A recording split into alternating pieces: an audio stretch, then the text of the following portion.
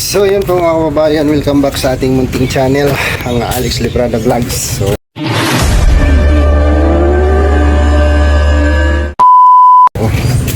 thank you Lord, lumiwanag na, wala na yung ulan.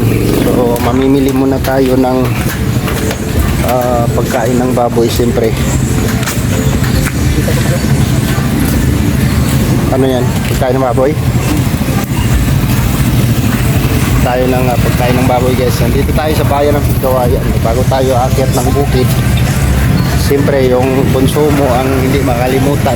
Ulam, pang araw-araw na ulam ang kailangan nating bilhin. Alright, bili muna tayo ng bahog ng baboy. Oh, durian no. Wala. Roer to. Ilabat. Kung asa ko. Tagpilang kilo sina?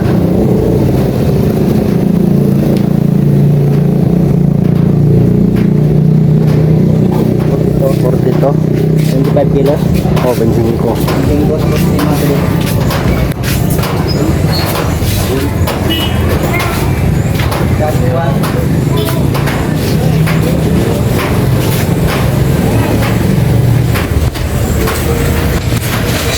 Yun yung kailangan ni Brad Tata, pagkain ng baboy.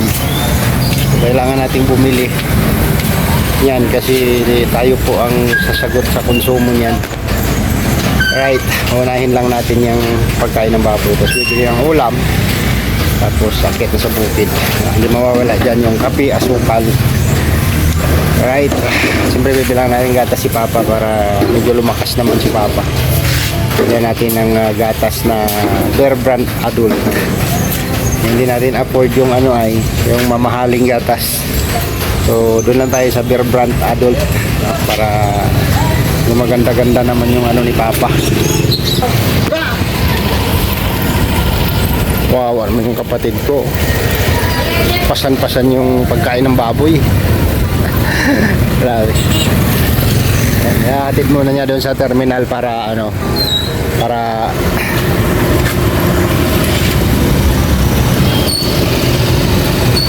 bibili kami ng ulam.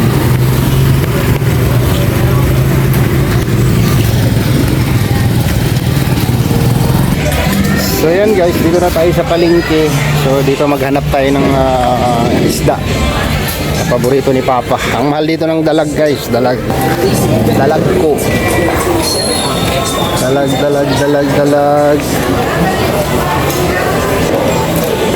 Uy, walang isda.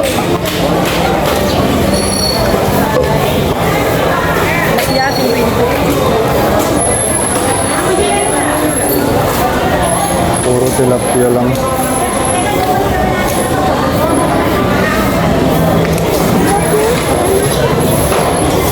Haluan ang hinahanap puti.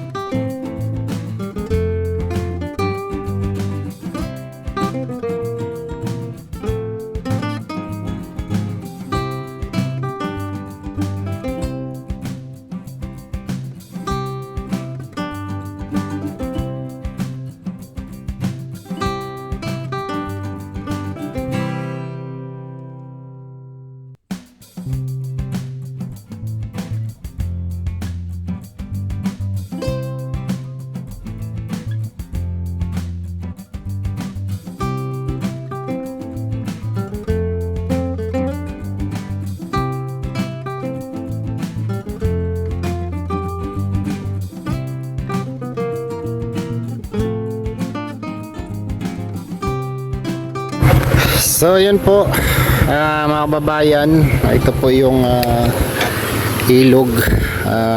Sabi nila may budget na daw ito para matulayan, no? Malagyan ng tulay. Dati ito yung pinakaunang tatawiran, no? Kasi natulayan na yung pinakaunang ilog. Tapos tatawirin mo ito ng 7 bisis, 7 tawid hanggang doon sa barangay namin. So ngayon po ay 2 na lang, no? So isang tawid na lang dito, tapos yung kabilang barangay ay hindi na po yun matatawid ng ilog. Yung sa amin na side, tatawid pa kami ulit. So ito yung pinakaunang ilog. So kahapon umabot po yan dito banda. So hindi po kaya, ayun oh, sa tabi hindi po nagano yung ano niya, dinaanan ng baha, no? So ngayon medyo mababaw na siya. Titingnan ko kung kaya na ba siyang tumawid, no? Kayang-kaya naman siguro na. Tingnan natin. Grabe. Iwan ko muna yung motor ko doon. Titingnan ko muna yung mga malalambot na bahagi. Dati kahapon po umabot po ito ng Gabaywang, no? Hanggang Baywang po. So ngayon parang ano na lang siya, oh. Kayang-kaya na ito, no? Hanggang tuhod na lang. Kayang-kaya na itong tawirin. No, wag ka lang mamatayan, kasi malalim po ang ano ay. So titingnan natin kung makakatawid tayo.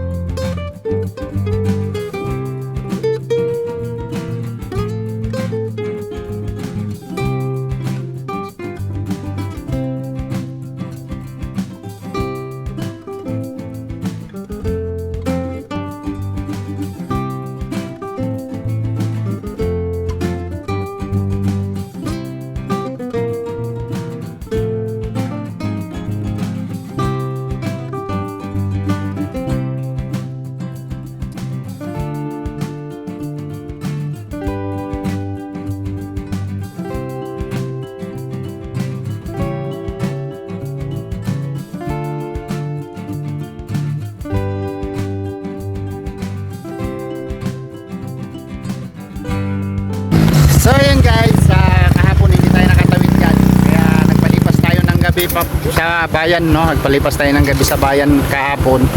So ngayon pa lang tayo uuwi. Grabe, medyo mahirap po yan pagka lumalim guys, no? Kaso lang, kaya-kaya na siya ngayon.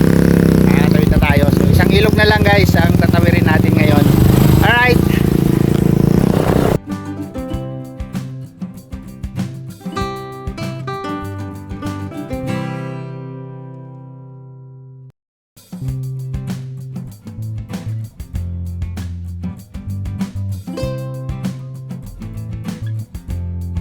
Wow, na-scripan na dito.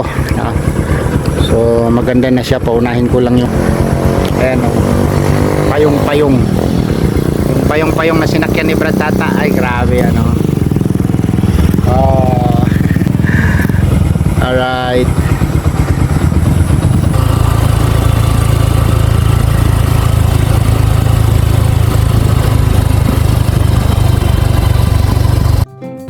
Darak lang.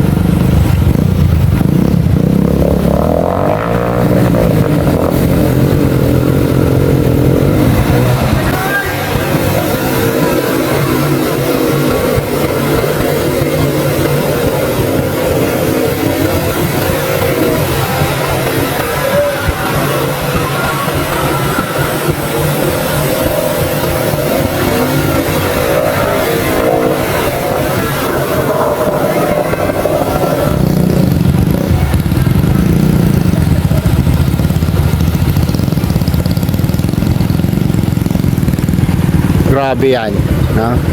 Kahirapan talaga. So last na ilog, andyan na po yung bahay nila Papa sa tawid, no?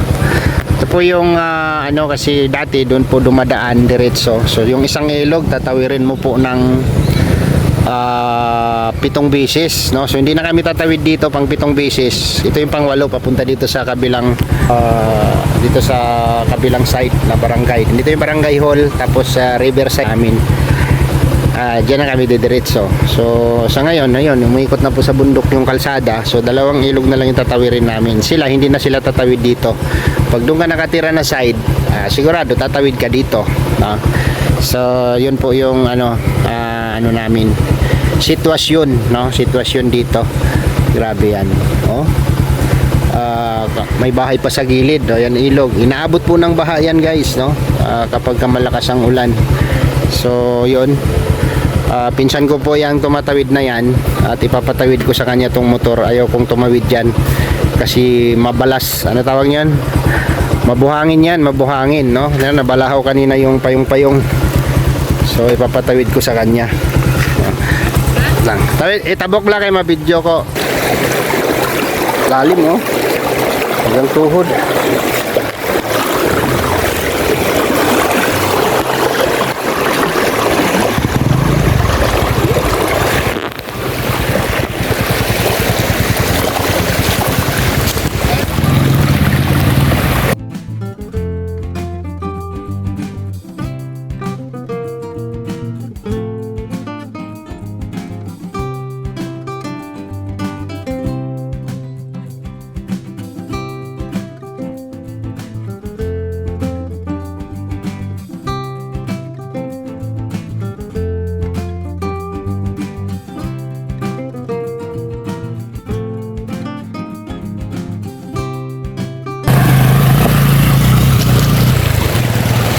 Alright.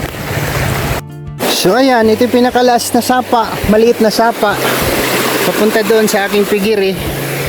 Ayan, bumabaha din ito, guys. Itong sapa na to, bumabaha din.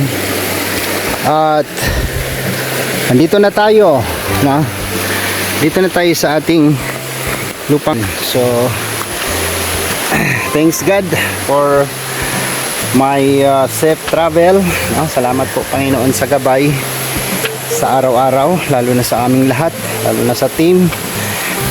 Gabayan nyo rin po sila ni Dudong sa kanilang lakad hanggang makauwi po sila sa kanilang pinanggalingan kasama ang kanyang mga kasamahan. So salamat po, Panginoon, sa lahat. Andito na tayo sa ating hometown. So kagabi nagpalipas tayo ng gabi doon sa bayan. So ang dami ko pang pwedeng gawin dito sa aking luti na nabili. Ayan,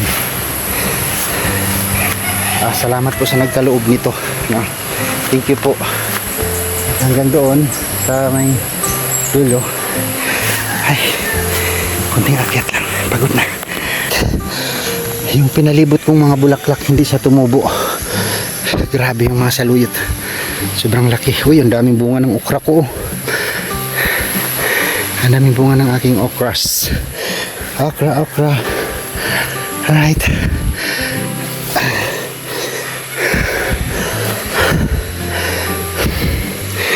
Ito na tayo sa bahay. Wala na naman si Papa dito. Guys, sigurado wala na naman si Papa dito. Tingnan mo, wala nga dito. Sarado yung kanyang pintuan. Grabe. Ay, nakalak yung kanyang pinto.